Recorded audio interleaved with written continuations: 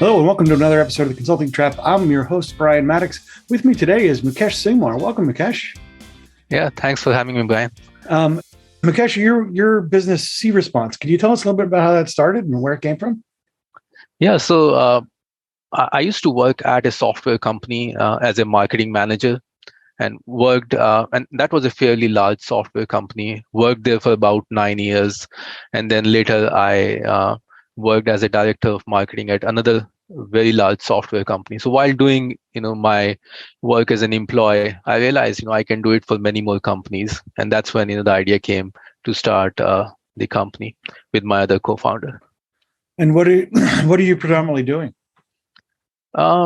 Primarily, we focus on few things like marketing automation, email marketing, and lately we've been doing very well in the SEO space also. Terrific. So when you were, you made the transition from employee to starting your own business, how did you get your first couple clients? What happened? Yeah, it's interesting.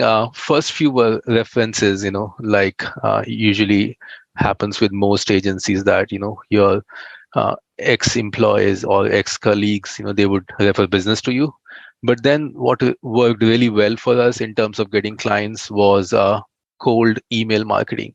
So we would reach out to prospects cold on an email, and then would get on a call to book a meeting, and then would close from there. So I would say our first 25 clients at least came from just referrals and cold emails, and majority of them came from cold emails. So much so that later we started selling cold email as a service. So, we kind of eating our own dog food to say, because that's what got us the clients. And then later on, we helped our clients get more business using cold email. So tell me a little bit more about that, because cold email is one of those things that you either love it or you hate it. How are the response rates, and how are you able to be effective in an environment where that seems to be almost spammy? So, walk me through that a little bit. Yeah, I think there's a very fine difference between cold emails and spamming, and that's where you either win or lose. So there are three main things when it comes to cold emails. One is your copy has to be good, your delivery has to be there. I mean, either way, if you're not getting into inboxes, there's no point of sending emails. So you will be landing into spam or junk or promotion. So that's the other thing. And finally, just the audience that you are targeting. So what happens when you're not really sure about who to target? Those emails, would end up getting into spam because those people will start flagging your emails. You have to send to the right people. And to a question about response rates, we've been getting very good response rates for ourselves and for our clients also. What's a very good response rate, just to help baseline the expectations here?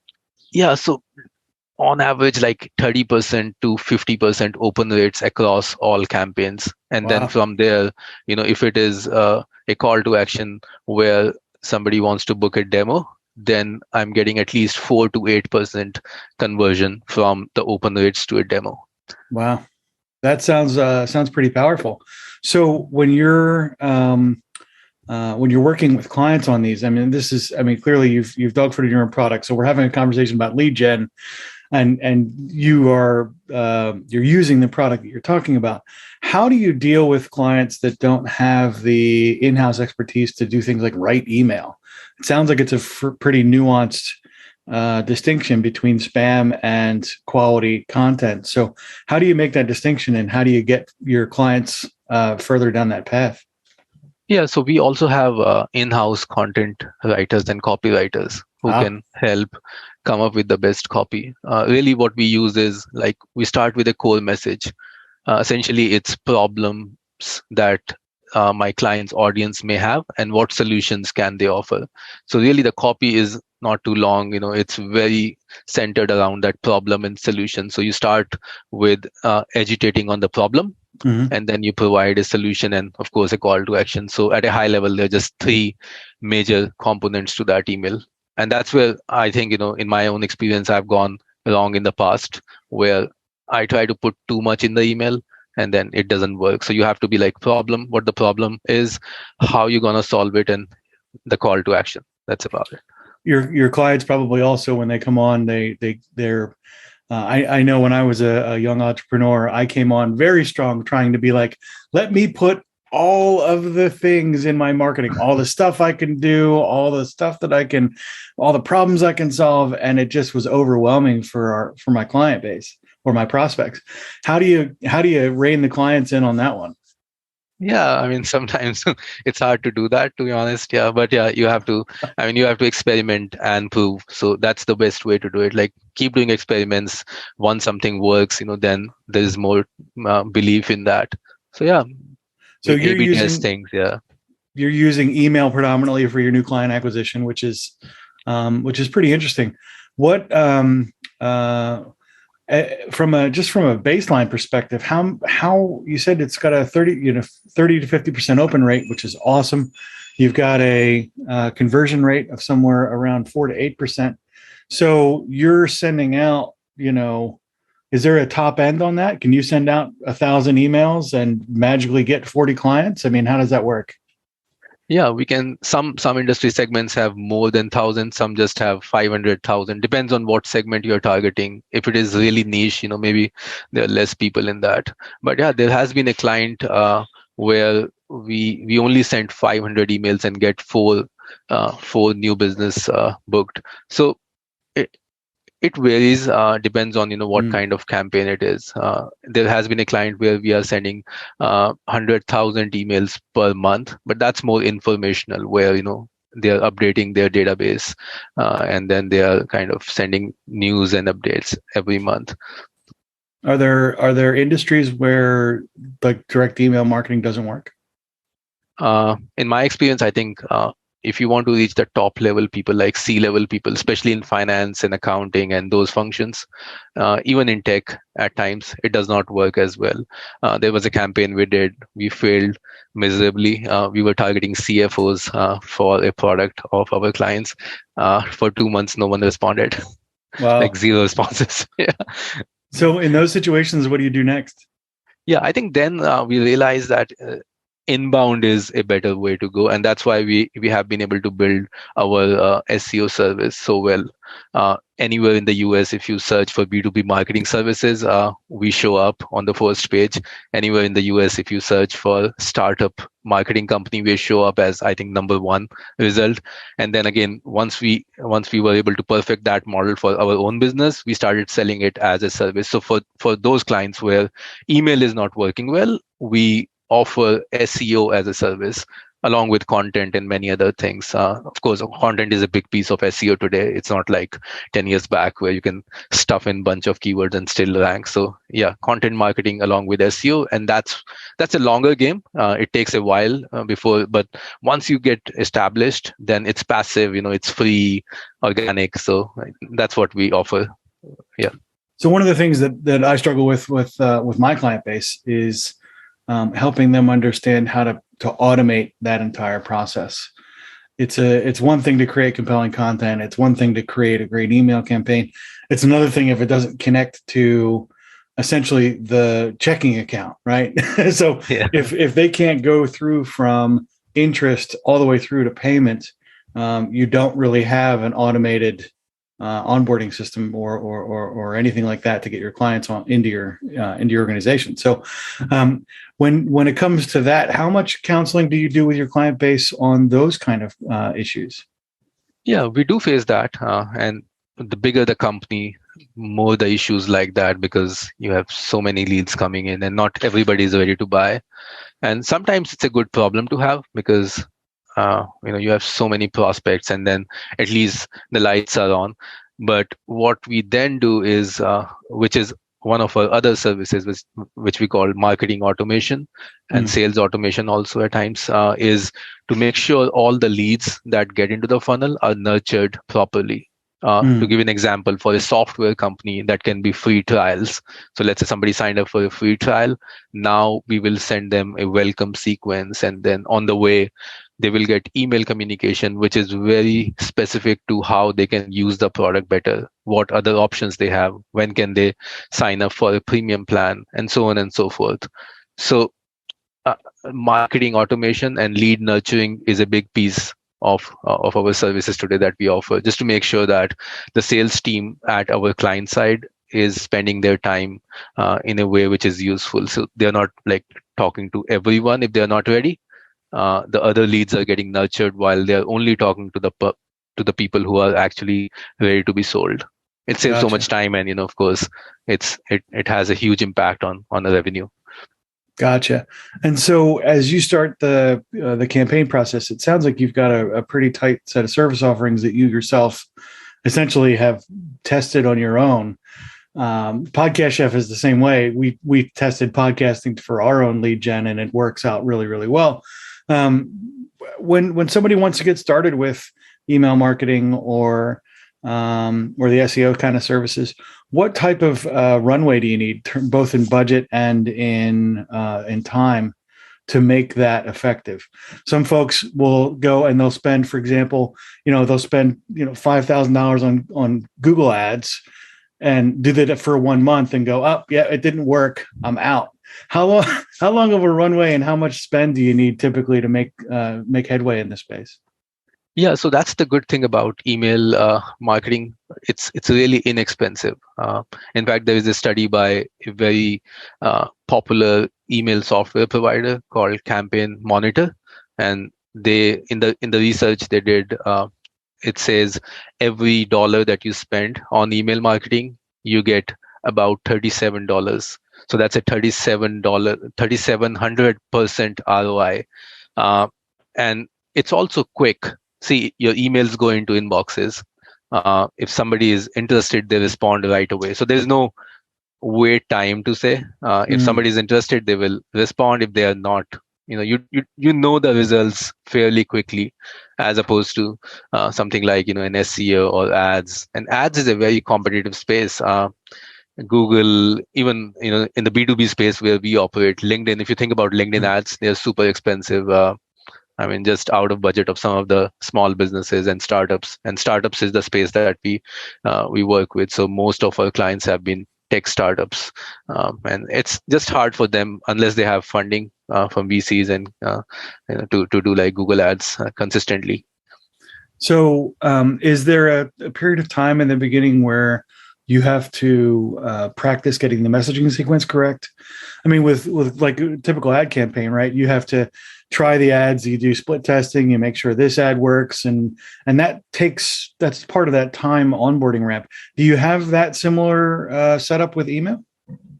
For some clients, yes, we usually need some time to get the message perfect. For some, it has worked right away. And the reason for that is we have worked with 120 companies just in the US for this service. So we have gained so much experience failing and winning that we know kind of what the perfect copy will be, how the emails will go into inboxes, and what audience should we target. And that formula is what we translate into any new client that comes on board. Now, it still fails. I'm not saying that's a perfect formula, and that's where we start doing A/B test on copy and then audience and list and whatnot. And within copy also, like the multiple things we test, like subjects and body and call to actions and everything else in between. So I would say yes and no. Sometimes right away you get good results, but sometimes you have to keep testing. And like I gave you the CFO example, sometimes it just doesn't work. Then you have to say, yeah, we move to another channel. Yeah. Right. And then you move to SEO, which you said it's got a much longer on ramp. Yeah. Yeah. What does that look like? Depends on how much competition you have. Like if you want to launch another Facebook today, well, 80 years maybe. Just kidding, but yeah, maybe it would take much longer, but if you are in a niche which is where there are not too many players, maybe lesser time. It's a thing which needs two major components. One is the best keyword that you can target. They should not be very competitive, and your domain authority, which is how Google ranks you. How Google sees you in terms of like a scale of 1 to 100. So like Facebook is I think 99 or 98. So if your domain authority is above 30, then you start getting good traction for the same keywords what you would get if your domain authority was only 10. So gotcha. Make sure your domain authority is good and target the right keywords with the right content, not like just stuff those in the content. And there is a balance between domain authority and things like email campaigns, right? if you don't set up your email campaigns correctly, you can undermine your own domain authority. Isn't that right? Uh, Not really, unless your domain gets blacklisted. Of course, that's a different issue Oh, they're not altogether. the same. So domain No, authority and email have nothing to do with it. no, no, So no. all of these, so the services like that warm up your inbox and stuff like that, the services that do that, that's just to prevent you from getting blacklisted. It has no benefit to your domain authority at all. Yeah, blacklisted, but also to get into inboxes. Like you may never get blacklisted for Mm. sending emails, but you still cannot get into inboxes if you're not doing correctly. Ah, So it's gotcha. not like a binary thing that either you're blacklisted or you're getting into inboxes. Yeah, but yeah, domain authority is where it's more to do with backlinks on your website. Let's say more and more websites are linking back to you, then your domain Gotcha. authority goes up. To give an example, let's say Forbes mentions you, and then Washington Post mentions you, and New York Times mentions you. So you are getting juice, like an SEO juice, from all these big authoritative publications, Right.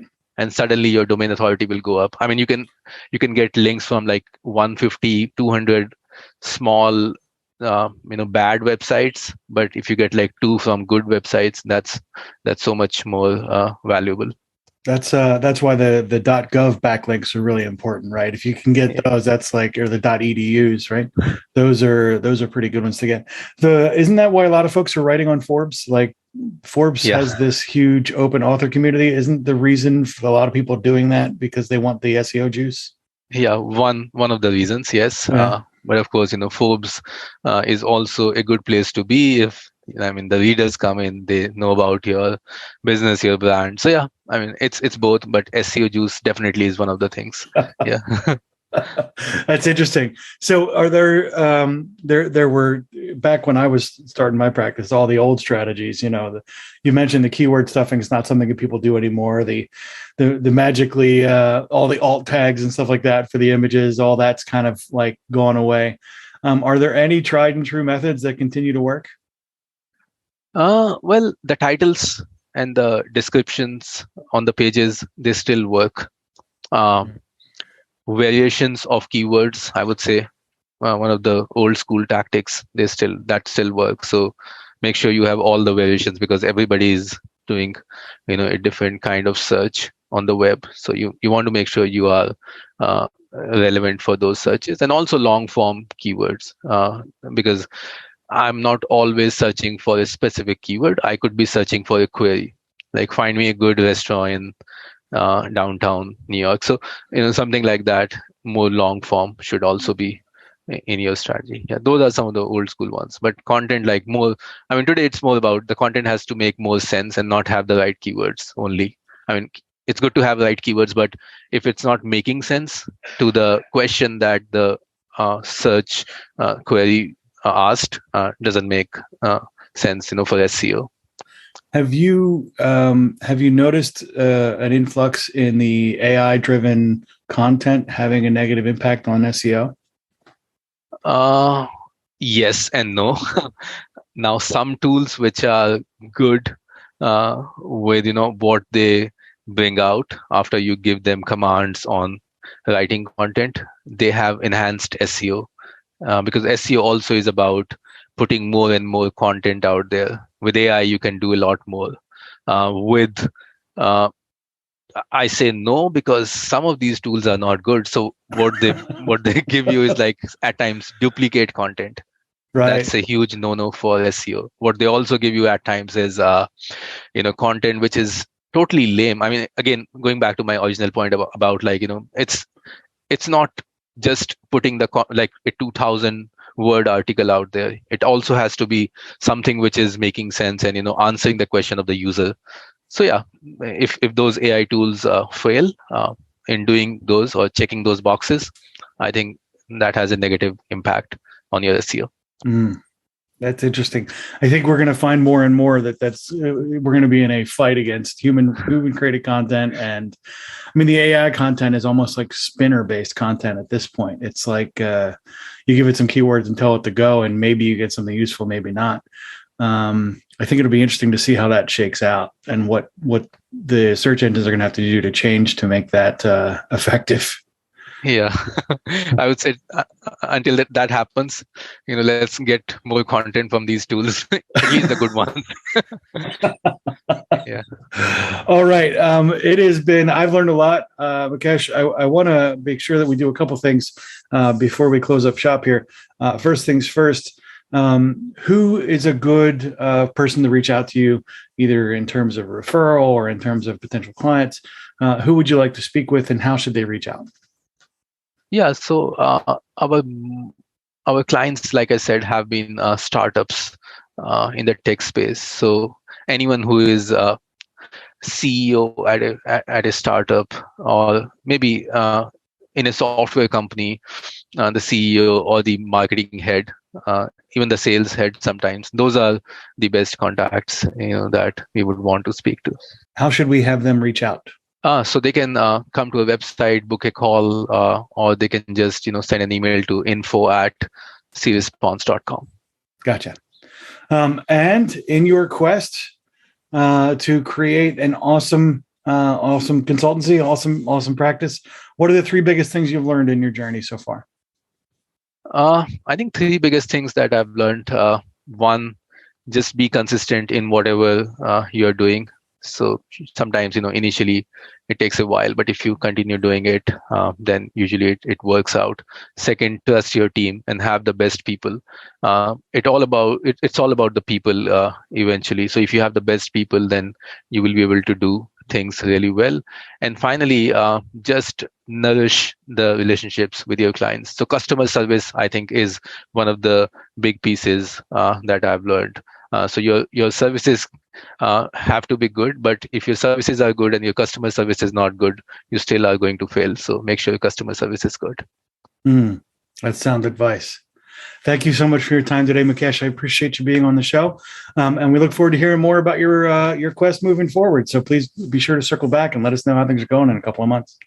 Absolutely. Thanks for having me, Brian. Thank you.